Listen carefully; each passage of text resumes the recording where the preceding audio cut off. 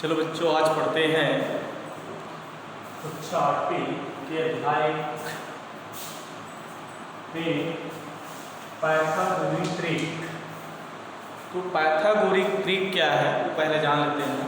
Pythagoras त्रिक इसमें होता है पाइथागोरस प्रमेय, जिस आधार पर होता है पाइथागोरस प्रमेय, जिसमें हम हैं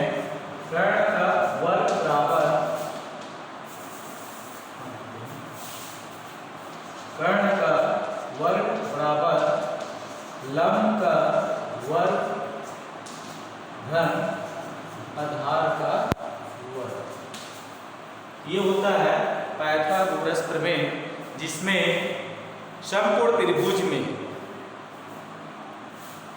कर्ण का वर्ग यानी सबसे बड़ी भुजा का वर्ग शेष दो भुजाओं के वर्गों के योग के बराबर होता है।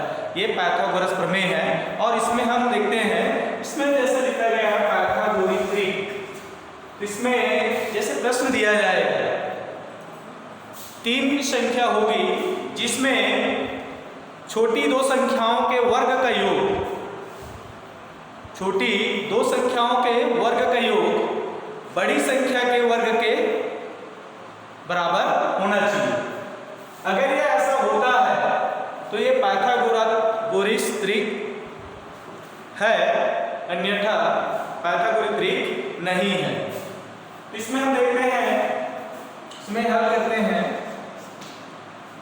जैसे आप क्वेश्चन लिया गया है 8, 15, 17, 8, 15, 17, तो यहाँ पे संख्या है 8, 15 और 17। इसमें हमें जानना है पाइथागोरस त्रिक। जैसे पाइथागोरस त्रिक के लिए आपको बताया गया है, शेष दो छोटी संख्या उसका वर्ग करेंगे और उस दोनों के वर्ग को हम क्या करेंगे, रातों का वर्ग को हम जोड़ेंगे और जोड़ने के पश्चात जैसे सबसे बड़ी संख्या है उसके वर्ग को देखेंगे। अगर उसमें बराबर होता है तो पाइथागोरस त्रिक है, अगर नहीं होता तो पाइथागोरस त्रिक नहीं है। तो यहाँ पे देखें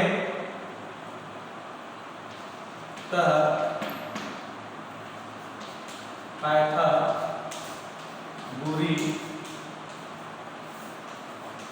त्रिक के लिए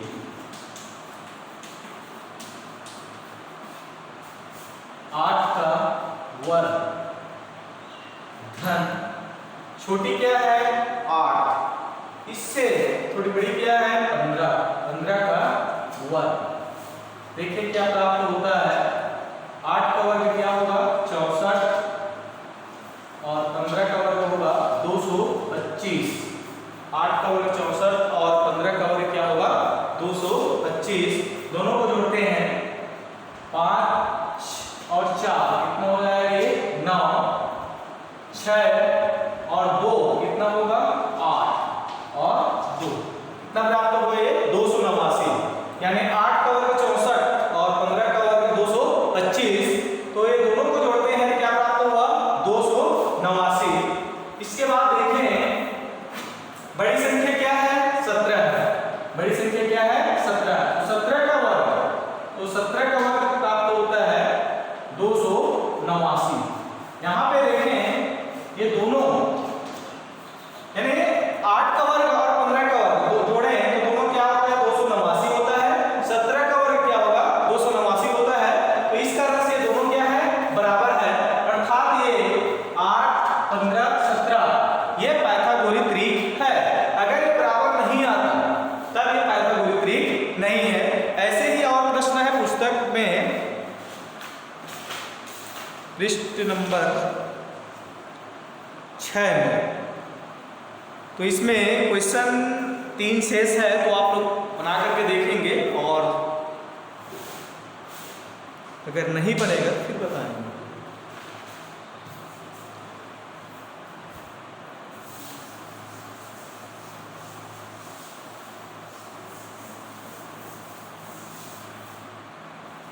चलिए आगे देखते हैं। अभाज्य गुणनखंड लिखते हैं, अभाज्य गुणनखंड यानी अभाज्य गुणनखंड कैसे करते हैं। किस ढंग से करना है, कैसे करना है वह जानते हैं।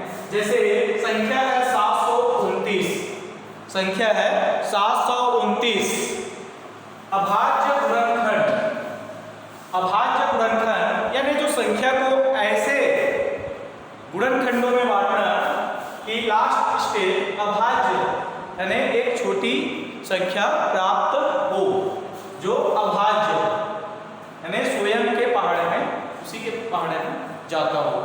इसके लिए देखते हैं दिया गया है क्वेश्चन 729 में लाइन इस तरह से किया जाता है 729।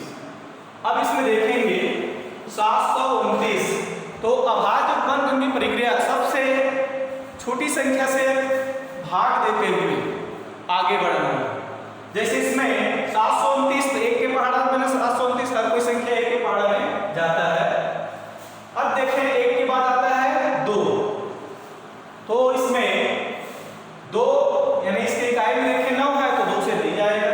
फिर 2 के बाद देना है इससे 3 से देखें 3 दूनी 6 हासिल 1, क्या बचे बनाए 12, 3 चौक 12, 3 तिया 9, ठीक है। ये क्या प्राप्त हुआ है 243। पुनः देखें 729 है तो सबसे छोटी संख्या 1 से तो हर कोई संख्या भाग जाता है, 1 के बाद 2 नहीं जाएगा तो फिर 3 से नहीं जाएगा तो 5 से नहीं जाएगा तो 7।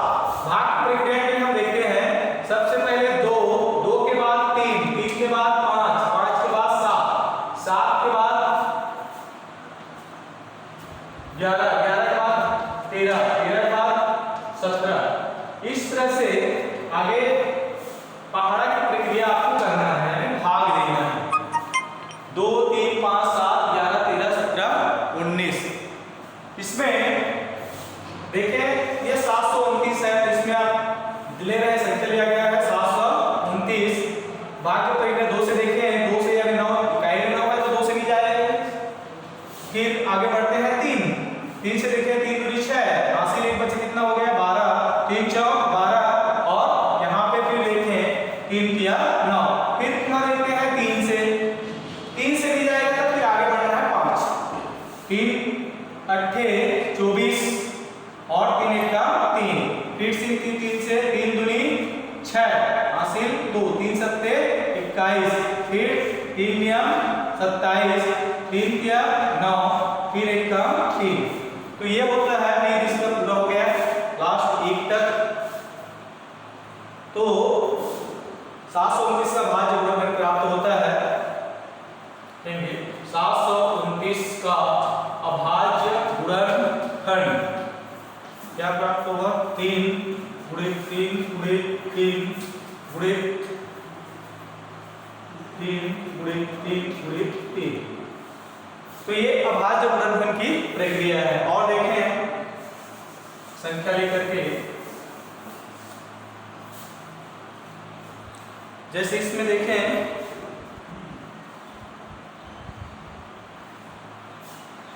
289, इसका देखते हैं अभाज्य गुणनखंड की प्रक्रिया। पहले इससे देखते हैं भाग देने की प्रक्रिया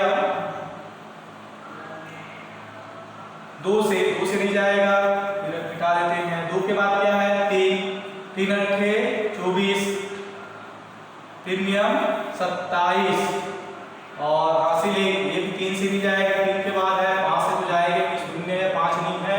फिर 7 से देखते हैं 7 चौक 28, 7 से भी नहीं जाएगा। 7 के बाद क्या है 11 दूनी 22, 11 दूनी 22 है, 11 से भी नहीं जाएगा। 11 के बाद है 13 तो 13 से भी नहीं जाएगा, से जाएगा 17 एक कम 17,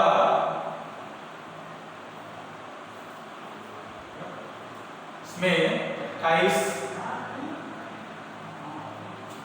119 17 एक कम 17 11 बचेगा तो 17 सत्ते 119 यानी 17 एक कम 17।